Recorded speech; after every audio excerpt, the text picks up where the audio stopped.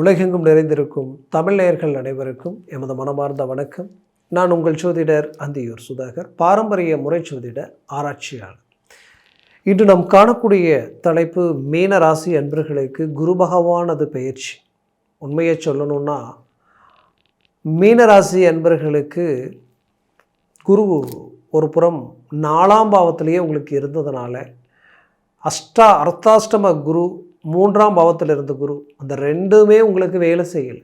அது ரெண்டுமே உங்களுக்கு ரொம்ப பாதிப்புகளை தான் கொடுத்ததுன்னு நான் சொல்லுவேன். அதோடு பார்த்தீங்கன்னா ஜென்மச்சனி வேறு பக்கம். இந்த ஜென்மச்சனியால் சொல்ல வேண்டியதே இல்லை. இதுக்கு மேலே கஷ்டங்கள் எதுவும் இல்லைன்ற மாதிரியான பாதிப்புகள். ஒன்று முடிஞ்சதும் நம்ம நினச்சோன்னா அதை விட இன்னொன்று பெருசாகுது. இல்லை அது முடிஞ்சிடும் அப்படின்னு நினச்சா அது முடியாமல் இன்னும் அடுத்த கட்டத்தை நோக்கி போகுது. இப்படி பல விதமான பிரச்சனைகள்.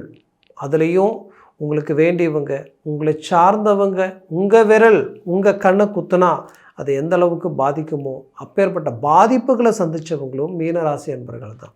அப்படி கிட்டத்தட்ட கடந்த ஒரு 4 வருஷமாகவே இந்த பாதிப்புகள் தொடர்ச்சியாக இருந்தது. அதுலேயும் இந்த 2 வருஷம் இது இப்படியே இருந்தால் என்ன நடக்கும் தெரியல என்ற அளவுக்கு படுத்தா தூக்கம் இல்லாத அளவுக்கும் பல யோசனைகள், பல சிந்தனைகள், அல்லாடுறீங்க, கஷ்டப்படுறீங்க, எங்கே போகிறீங்க, இங்கே வரீங்க, ஆனால் எங்கேயுமே எந்த ஒரு கிளாரிட்டியும் நமக்கு இல்லையே அப்படின்ற ஒரு மன அழுத்தம் உங்களுக்குள்ளே இருந்துக்கிட்டே இருந்தது.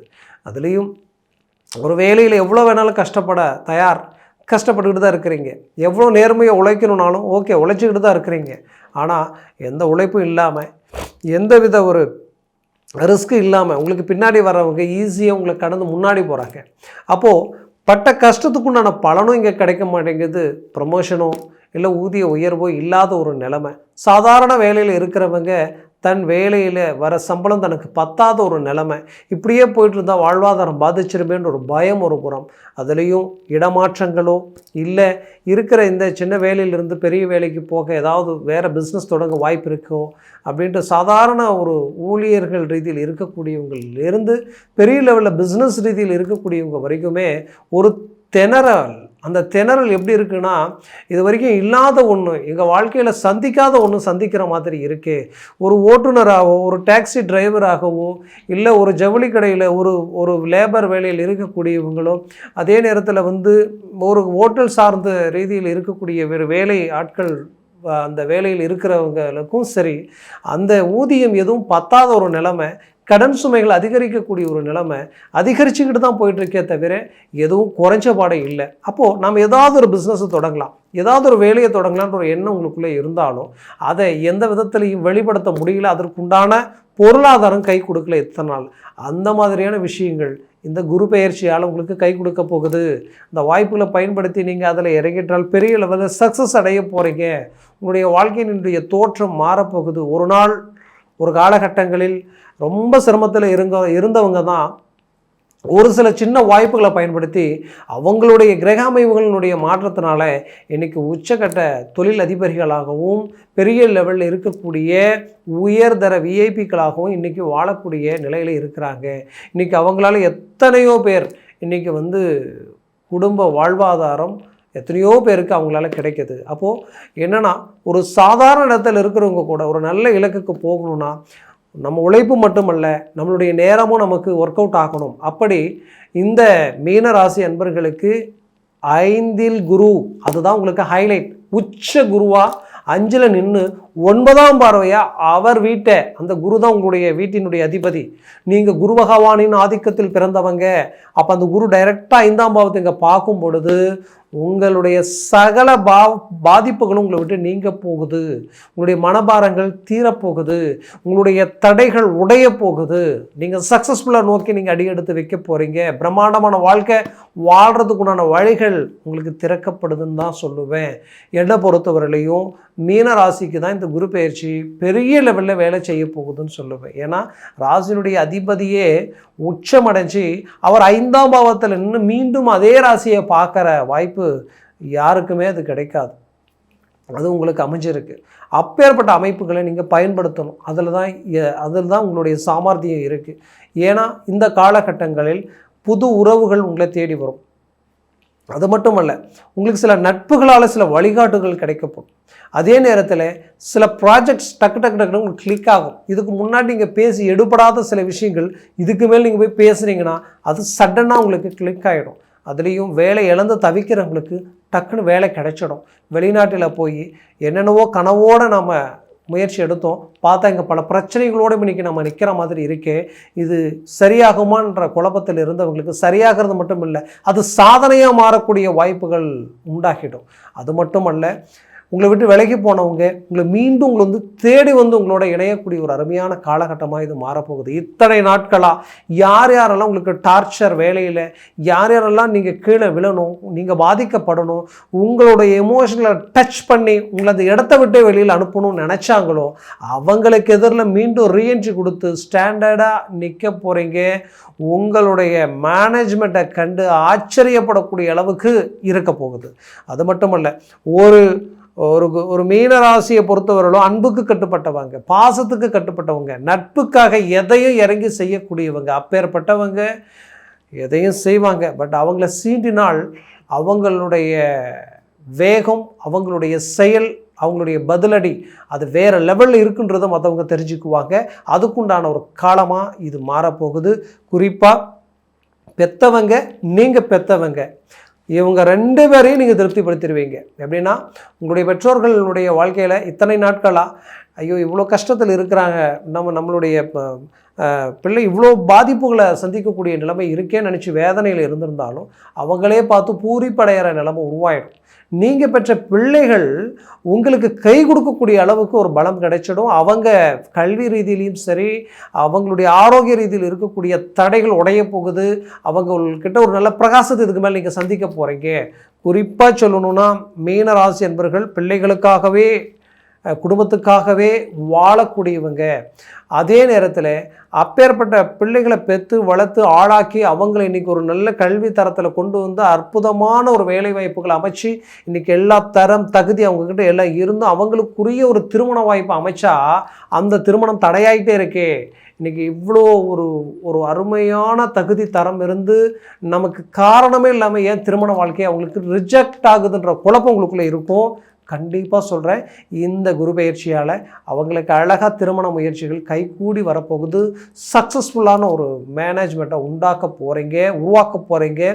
இதில் நீங்கள் ரொம்ப பயன்படுத்த வேண்டிய காலம்னு பார்த்தீங்கன்னா, ஜூன் 2 அக்டோபர் 31 வரைக்குமே நீங்கள் ஒவ்வொரு சின்ன சின்ன விஷயங்களும் கூட மிஸ் பண்ணாமல் பிஸ்னஸ் ரீதியில் இறங்கி செய்கிறதா இருந்தாலும் சரி, வேலையில் மாற்றங்கள் இடமாற்றங்கள் செய்கிறதா இருந்தாலும் சரி, அந்த இடத்த கன்ஃபார்ம் பண்ணிக்கிட்டு இந்த இடத்துலேருந்து அங்கே ட்ரான்ஸ்ஃபர் ஆகலாம், இடமாற்றங்களை உண்டாக்கலாம். இந்த வாய்ப்புகள் எல்லாத்தையும் நீங்கள் பயன்படுத்திக்கலாம். அதே நேரத்தில் அந்த 31 வரைக்கும் நீங்கள் செய்ய வேண்டிய, அதாவது அக்டோபர் 31 வரைக்கும் திருமண முயற்சிகளை சடனாக பார்த்து செய்கிறதுக்கு முயற்சி பண்ணுங்கள். நீண்ட நாள் தடை ஆகிட்டே இருக்கேன்னு நினச்சி அசால்ட்டாக இருந்துட வேண்டாம். இந்த காலகட்டங்கள் சடனாக கிளிக் ஆகக்கூடிய ஒரு காலகட்டங்கள். இந்த காலகட்டங்களில் பூர்வீக சொத்துக்களை பிரச்சனை இருந்தால் சரி பண்ணி டக்குன்னு அது உங்கள் கைக்கு வர மாதிரி நீங்கள் ஏற்பாடு பண்ணிக்கோங்க. டாக்குமெண்ட் சம்மந்தப்பட்ட பிரச்சனைகளை சரி பண்ணிக்கோங்க. குறிப்பாக பெற்ற பிள்ளைகளுடைய வாழ்க்கையில் அவங்கவுங்க பேச்சை மீறி எடுக்கிற முடிவை சரி பண்ண பாருங்கள் இந்த காலகட்டங்களில். இல்லைனா அது உங்களுக்கு பெரிய லெவலில் ட்ராபேக் ஆகிடும். இது எல்லாத்தையும் நீங்கள் சரி செய்யக்கூடிய ஒரு காலம், சாதிக்கக்கூடிய ஒரு காலம் இது.